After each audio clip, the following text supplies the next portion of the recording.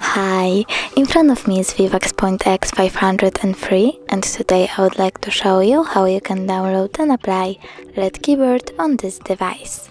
Start by opening Play Store and typing LED keyboard, then download this app from this developer.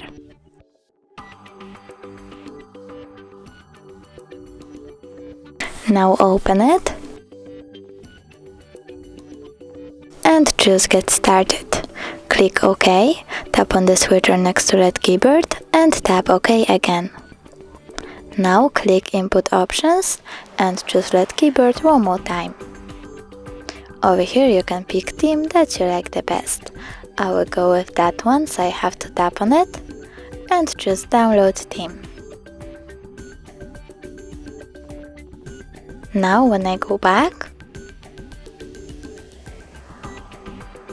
I can see that my keyboard was successfully applied. Thanks so much for watching. If you enjoyed this video, don't forget to leave a like, comment and subscribe. Bye!